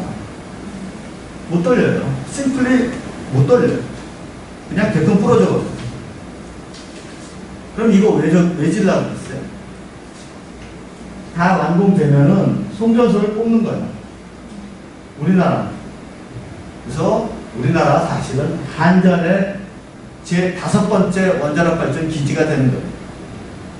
그래서 송전소 뽑고 그 다음에 우리가 다시 북한에 주고 송전소를 연결해서 살살 조금씩 조절해서. 왜냐하면 200만 개통해서 어떻게 100만짜리 발전소 못 돌립니다. 전력 개통하시는 분들은 절대로 안 됩니다. 그러니까 이것도 사실은 우리나라 북한이 지금 전력 사정을 좀 지금도 큰 차이가 없습니다. 그다음에 개성공단은 이제 배전이니까 이건 뭐 저하되니까 상관없고. 자, 이렇게 고리병 아일랜드고 이렇게 되다 보니까 역설이 뭐냐면요. 오히려 2차 에너지는 많이 생겨요. 그래서 소비 제품 품목, 수출 품목이 이게 1등, 2등을 왔다 갔다 해요. 석유화학, 우리나라가. 그래서 철강, 뭐 반도체 이런 것도 있지만 석유화학이 꾸준하게 1등으로 왔다 갔다 합니다. 그러니까 굉장히 많이 팔아먹어요. 근데 이건 왜 이렇게 많이 팔아먹는지는 이거 잘 보시면 안 돼요.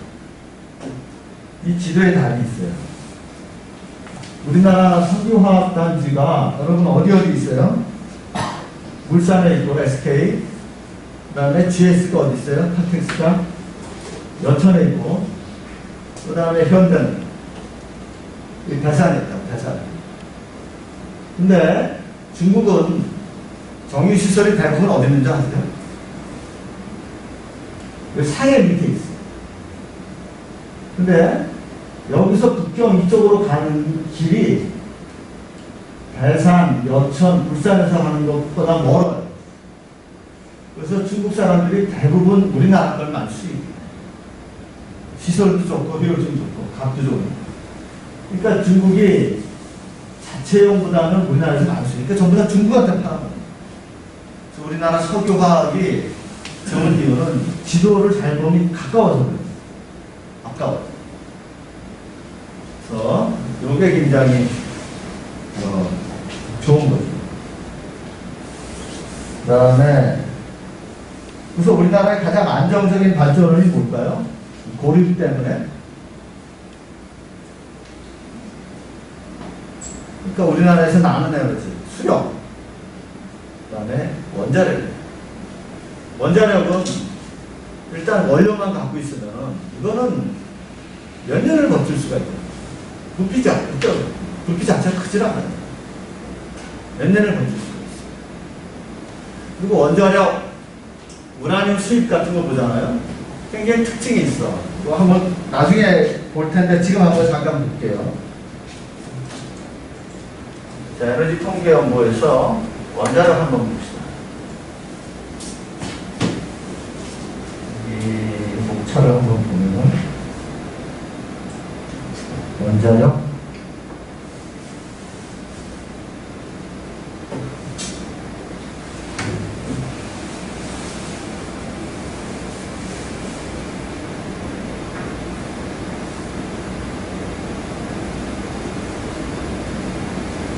가스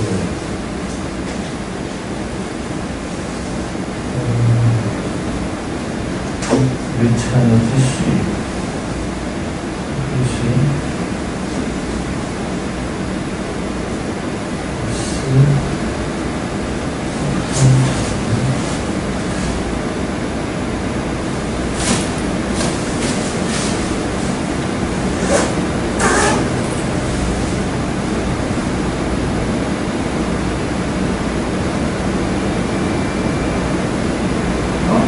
원자력 수입량이 있었는데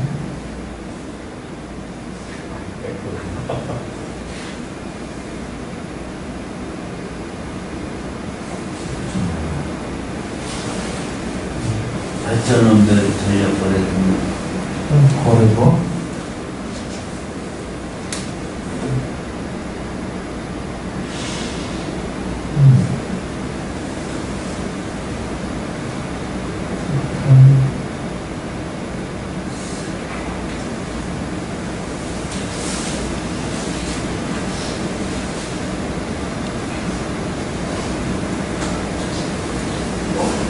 공룡들 최종 에너지 소 다 에너지 수입이래. 네, 에너지 수입도 한번 제가 분명히 봤는데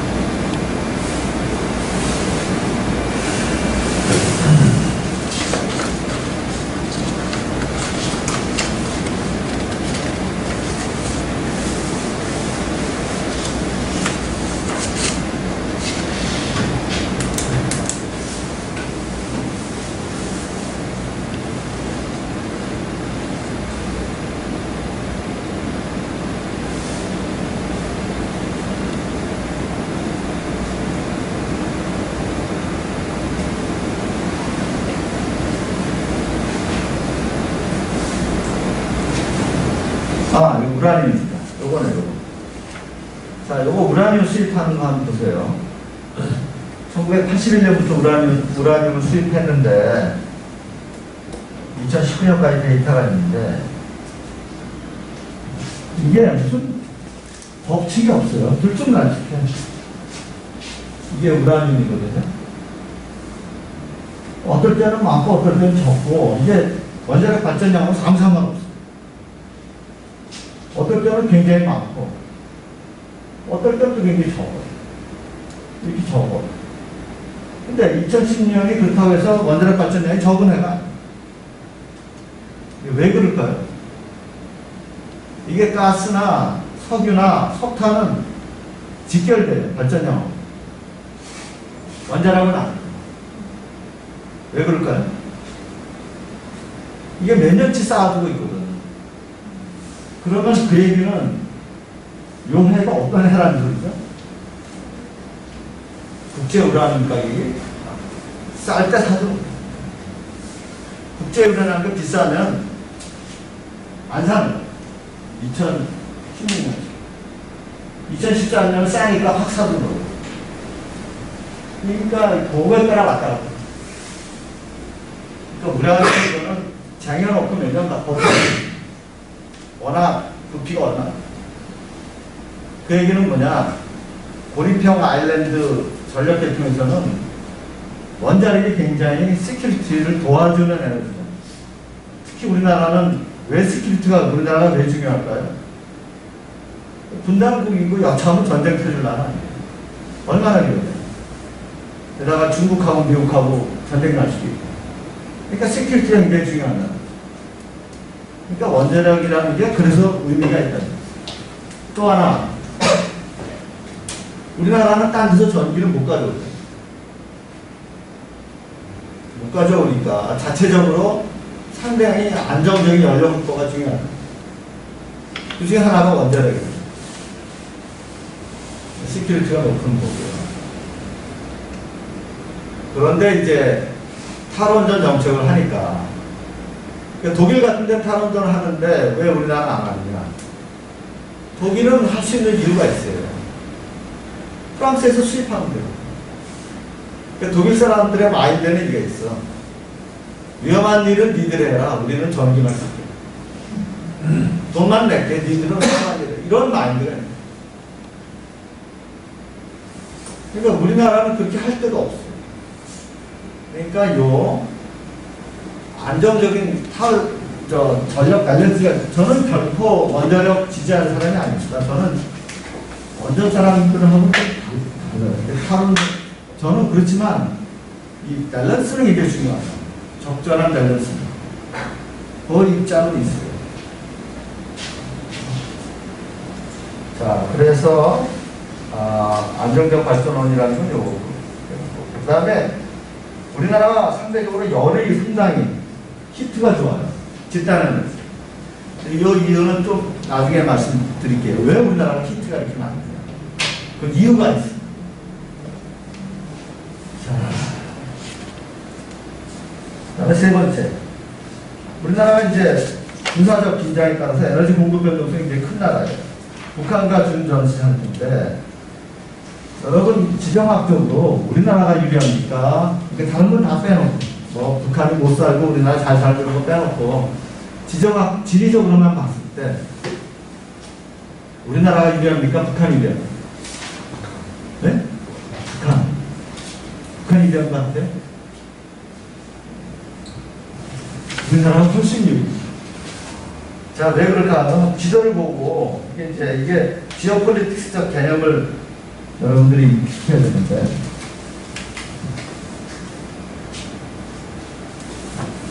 에너지는 어차피 대륙에서 수입하는 게 많지가 않아요.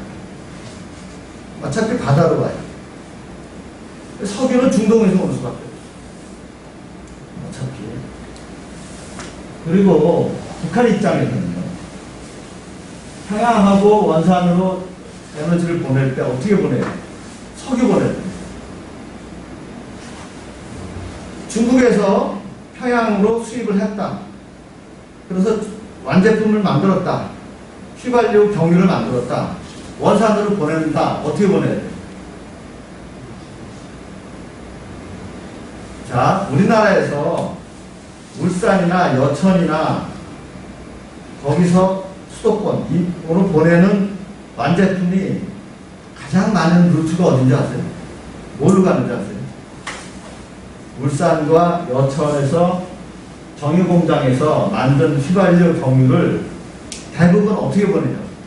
수도권, 철도, 고속도로, 송유관, 넘버원이 뭔지 아세요? 연안해운입니다. 연안. 바다, 그러니까 연안해운은 뭐냐면, 그러니까 바닷가에 딱 붙여서 가는 거 있잖아요. 그렇게 연안해운으로. 그러니까 SK해운이 그걸로 해운 거예요. 그러니까 여기 울산에서 이렇게 띵그어서 가는 거예요. 여천에서 이렇게 살짝 가는 거예요. 그리고 해운이 굉장히 싸요. 왜냐? 굉장히 많은 양을 보냈어요. 자, 그럼 북한도 그렇게 보내려고 생각해봐요. 여기 정유시설이 있어. 원산으로 어떻게 보내야 돼? 이렇게 돌아가요. 엄청 불리한 거예요. 안 그러면 어떻게 가야 돼? 이게 도로로 가야지. 근데 도로나 철도나 엉망이야. 입장 바꿔놓고 생각하면 우리나라가 훨씬 유리한 겁니다. 남한이. 그러니까 그거 한번 머릿속에 그려보면 알아요. 갈 루트를 한번 생각을 해보시라고. 북한이 굉장히 불리한 거예요. 산악지대고 바다를 이용해서 가려고 하는데 이거 저 빙빙 돌아가요. 그러니까 이런 것을 보면은 굉장히 우리나라가 유리한, 남한이 훨씬 유리한 겁니다. 그 다음에 통일. 이거는 나중 얘기고. 원유 수송 루트가 길어요. 자, 원유 수송 루트가 보통 우리나라는 어떻게 보냐면요. 대부분, 여기 페르시아만, 여기 뭐가 있냐면, 여기 이라크, 여기 사우디, 여기에 톡 튀어나온 게 뭐죠? 반도처럼? 이게 카타르예요. 이게 카타르, UAE, 여기 이란, 그럼 여기서 기름이 대부분 여기서 수입을 해요. 그러면 요 해협이 굉장히 위험하죠. 이게 뭐죠? 이란이 뻘짓하면 위험합니다. 호르무스 해협. 요거 통과하고 나면은 인도양으로 해서 여기 말라카해요. 여기 또 해전이 많아요. 그러면 여기 남중국해, 동중국해, 이래서 들어와요. 그런데 이 바다를 사실상 누가 지배하고 있어요? 이 바다를 지배하고 있는 사람. 사실상 미국이에요. 전 세계 해군력을 사실상 막강한 파워지. 항공모함 12대 이상. 그러니까 이 인도양에도 벌써 여기 바르샤 무슨 기지가 있거든요. 거기에 항공모함 있죠. 지금 태평양 쪽에 3대 돌린다는 거 아니에요, 이제. 여기 중동 지역에도 한두 대 있죠. 그러니까 이 바다를 중국이 얼마나 불편해하겠어요. 자기네 에너지 수입에 물론 좀 오래된 데이터이긴 한데 80% 이상을 여기를 루트를 해야 되는데 이걸 누가 컨트롤하는가? 사실 미국이 다 컨트롤한다. 그러니까 중국은 자꾸 이 루트에서 벗어나려고. 대표적으로 미얀마. 이거 완성됐어요. 이미 완공됐어요. 미얀마에서 풀링으로 뽑는 거예요. 왜 중국이 미얀마 요새 군사 쿠데타에 대해서 왜 미정부정세요? 사실은 군사 쿠데타를 중국이 이렇게 도와준다는 설도 있어요. 왜 그럴까요? 이것 때문에.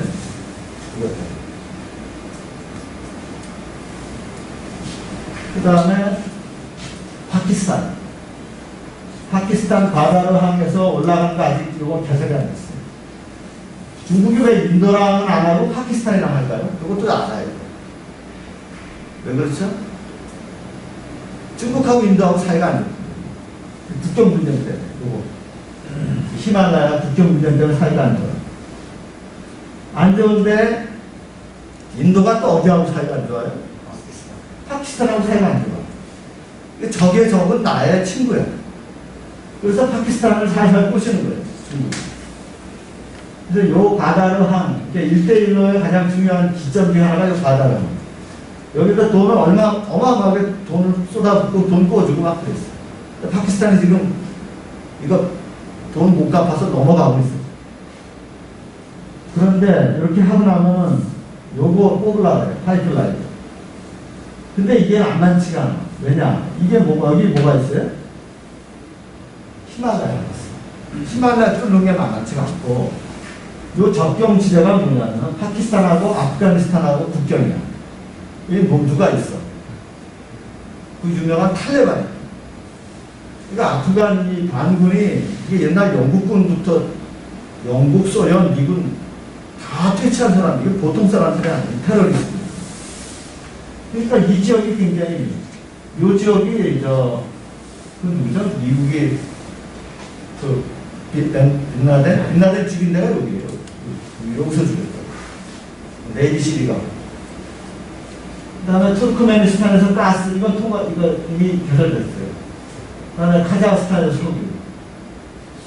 러시아에서 석유. 그래서 하고는 있지만 여전히 이게 압도적으로 많이 차지하고 있어요. 전쟁 나면은 중국 오래 못 가요. 왜? 미국이 이 루트 딱 차단하면 못 해. 2차 세계대전에 일본 짱 나는 거죠. 근데 우리나라도 똑같아요. 우리나라도 대부분의 석유가 여기서 똑같아요. 여기서 오고 에너지가. 아니, 중국보다 더 하지. 이런 게 없으니까. 뭐 거의 90% 가까이가 중동에서 오는 거예요. 요새 가스 같은 경우는 좀 나서 이제 미국, 텍사스에서 오기도 하고 뭐 그렇게 하는데. 그래서 이렇게 북극해 항로가 요새 좀 개발되고 있어요. 그게 뭐냐면은 북극에 요새 녹아요. 왜 녹을까요? 기후변화 때문에 따뜻해져가지고 이 빙하가 녹아. 그래서 겨울철에는 그래도 다시 얼어. 근데 여름엔 좀 녹아요. 그래서 수빙선을 앞에 두고 정유 큰 유조선, 그 다음에 LNG 배가 일로에서 올 수가 있어요. 이제 요거는 석유, 북해산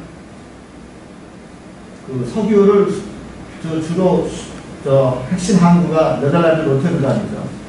근데 여기에 뭐가 있냐면은 러시아 같은 경우 여기에 있는 아주 중요한 LNG, 가스 전이 있어요. 야말기죠. 야말 용이고. 그 다음에 여기 또 사하린. 근데 이렇게 뽑아버리면 중국은 훨씬 좋은 거예요. 왜 그럴까요? 이 루트보다 훨씬 안전해요. 여기는 대해잖아요. 그리고 또 러시아가 있기 때문에 상대적으로 미국의 위협을 들어가요. 루트가 안전하고. 그리고 짧고, 이게 짧아요. 그래서 사실은 요거는 우리나라도 굉장히 많이 활용하고 있어요. 그래서 몇 년 전에 SK가 LNG를 하나 여기서 스팟마켓에서 사실 들어온 적이 있어요. 여름에. 철인선 앞에. 요새 이 북극해 항로가 굉장히 가까움을 갖고 있습니다. 그 다음에 주변국의 특수 상황. 이게 이제 미국하고 중국하고 이제 싸움이 나고 있는데, 오늘 아침 신문에도 얘기 크게 났는데, 이게 이 남중국해에서 중국이 이제 막 인공섬을 건설하고, 뭐 자기네 파워를 막 보이려고 그래요. 예를 들어서 어떤 게 있냐면은, 요게 있어요. 이게 뭐냐면은 중국이 요걸 자기네 만든다고 그래요. 그래서 요게 빨간 거, 이게 구단선이야. 세 번만 하나, 둘, 셋, 넷, 다섯, 여섯, 일곱, 여덟. 이게 9개거든요. 이 남진하의 요바도가 중국이 자기 거래요. 어떻게 생각하세요? 이게 좀 심하지 않아요? 근데 이거 자기 거라 얘기하는 근거가 있어요. 이게 언제 발표된 거냐면요. 1945년이다. 근데 그때 베트남이 아직 독립국가가 아니었어요. 프랑스. 필리핀도 아니었어요. 여기도 아니었어요. 그러니까 여기가 다 2차 세계대전 이후에 국가들이 독립국가로 신생국이 나타나기 전에 장개석이가 본토에 있을 때 선언해버린 거예요. 그걸 중국이 그대로 해가지고 이게 다 자기네 받더라. 근데 지금 이 나라들이 어떤 나라들이 됐어요? 다 독립국가가 됐잖아요. 이게 하여튼 너무한 얘기 아니야, 이거? 그래서 여기 뭐 인공섬을 만들고 여기다가 뭐 레이더 기지하고 심지어는 군사 기지 저 활주로 같은 거 만들고 있다. 그래서 필리핀이 요거 저 네덜란드 헤이그에 있는 국제심판소에 심판했더니 중국이 만장일치를 줬어요. 지금 뭐래? 이게 중국 안 받아들이겠다. 계속 갈등이 있는 거예요. 근데 중국은 또 왜 이렇게 하느냐? 여기 자기네가 서기가 왔다 갔다 하는 바닷길이니까 이렇게 하는 거예요. 자, 그러면 다시 돌아가서 왜 여기에 그런 문제가 생기기 시작했느냐? 이게 80년대, 90년대만 하더라도 중국이 그렇게 꼼짝 못했어요. 사실은 이때 필리핀 여기가 수빅만이에요. 이 수빅만에 뭐가 있었냐면은 미국의 해군 기지가 있어요. 그리고 그 해군 기지는 사실은 왜 있었을 것 같아요? 이게 60년대부터 있었거든요. 이게 90년대에 철수했어요. 이 해군 기지가 왜 있었을까요? 필리핀 수빅만에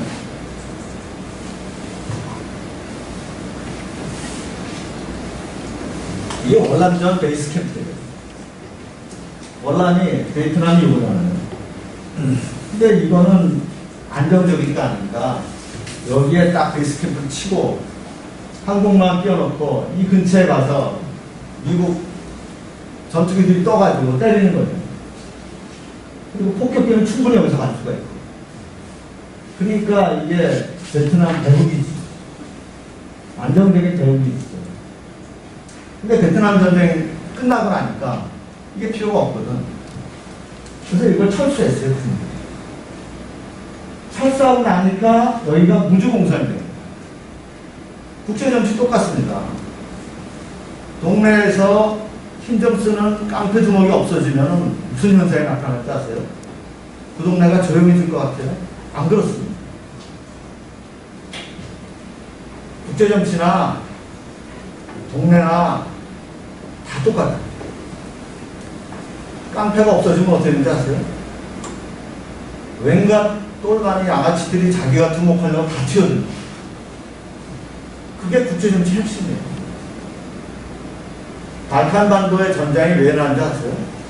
90년대, 2000년대 초반까지 클린턴 정부 때 왜 유고슬라비아가 쪼개져가지고 크로아티아, 세르비아, 뭐 여러분 이름 다 기억해요. 마케도니아, 코소보 뭐 난리 났잖아 거기. 왜 그렇게 쪼개지고 난리 났지 아세요? 소련의 군사력이 빠져버렸거든요. 그러니까 힘의 공백이 생긴 거예요. 그러니까 밑에 나라들이 그럼 서로 독립하겠다고 무서운 사람이 없어졌습니다. 이게 서로 간력이 생긴 거예요. 갈등 요인이 있었죠. 왜냐하면 종교가 다르고 민족이 다르고 언어가 다르고. 그전에는 유고슬라비아라는 이름으로 딱 붙잡아 뒀었지만 이제는 무서운 사람이 없어지니까 터져버립니다. 그게 발칸반도 전쟁입니다. 그 국제정치는 힘 있는 사람이 빠지면 항상 거기에 갈등 요인이 생깁니다. 미군이 빠지니까 여기가 난리가 납니다. 중국이 들어오려고 그러고 베트남, 뭐 필리핀. 지금이 그거니까 미국이 지금 다시 장악하려고 해요. 이 문제가 생기고 그 다음에 우리나라 사드 문제. 이 사드 들어간다니까 뭐 여러분 잘 아시다시피 뭐 중국이 보복해가지고 롯데 뭐 거진 망하게 생겼고 중국에서 쫓겨나고 왜 롯데가 안 돼요? 사드 성주기지에 땅 제공한 데가 어디야? 롯데 골프잖아. 그러니까 롯데 패는 거지 중국이. 작년인가 재작년인가 트럼프가 우리나라 재벌 중에서 유일하게 백악관에 초대받은 사람이 있어요. 누군지 아세요? 롯데 회장, 부회장인가 그때 그 양반이 백악관에 초청받았어요. 왜 그랬을까요? 트럼프가 이것 때문에 너 고생했지. 그러면서 촛불 추다한 거예요. 그래서 롯데가 미국에 그때 석유화 플랜트 하나 만들어. 그러니까 백악관에서 트럼프가 특별히 초대해서 봤어요. 다 이런 밑바탕이 있어요. 이 사드 때문에 중국이 왜 이렇게 사드를 싫어해요? 표면적인 이유는 이거예요. 사드가 들어가면 이 레이더가 엑스밴드 레이더인데 이거를 다 들여다본다니까. 또 우리 집 안방 들여다보지 말아라. 이 얘기거든요. 기분 나쁘죠. 근데 사실은 그게 아니에요. 왜냐? 요게, 없구나. 실제 이유는 이미 일본에 사드가 있어요. 그리고 그거는 들어가 볼 수 있는 이게 레인지가 1500km에서 다 보여. 근데 여기에 있으면 뭐가 문제냐? 여기에 중국의 미사일 기지가 있어요. 중국의 미사일 기지가 어디를 향하고 있냐면은 평택의 주한미군을 딱 향하고 있다. 그래서 미국하고 중국하고 전쟁 벌어지면은 딱 때리려고 준비하고 있어요. 아니, 중국이. 그리고 여기 근처에 항공모함이 뜨면은 그 항공모함 때리려고 준비하고 있는 거예요. 근데 사드가 있으면 어떻게 돼요? 거기 때리려면 미사일을 사드에서 보고 중간에서 그걸 떨고 칠 수 있으니까 그게 싫은 거예요. 자기 공격력이 확 현저히 떨어지니까. 상대방의 쉴드를 없애려고. 그래서 지금 사드 문제가 나옵니다. 그래서 지금 미국은 뭐 하려고 하느냐. 최근에 중국을 둘러싼 오늘 아침 신문에 보니까 미사일 기지를 쫙 한국, 일본, 동남아시아에 설치하겠다. 그래서 태평양 쪽을 향하고 있는 중국의 미사일 기지를 유사시에 먼저 때려부수겠다. 그 얘기. 그래서 지금 그런 상황이에요. 굉장히 미국하고 중국의 군사적 패권 때문에 이게서 미국하고 중국 이 대결이냐 공존이냐 이게 굉장히 클래식한 질문이죠. 키신저가 원차이나라는 책에서도 얘기했고 이게 굉장히 우리나라 에너지 산업에서 굉장히 중요한 문제입니다. 이게 군사적 기장이니까 에너지 공급 변동. 자, 그래서 여기까지만 할게요. 여기 마지막에 높은 주택 밀도 요거에서는 굉장히 중요한 얘기라서 다음 시간부터 마저 하도록 하겠습니다.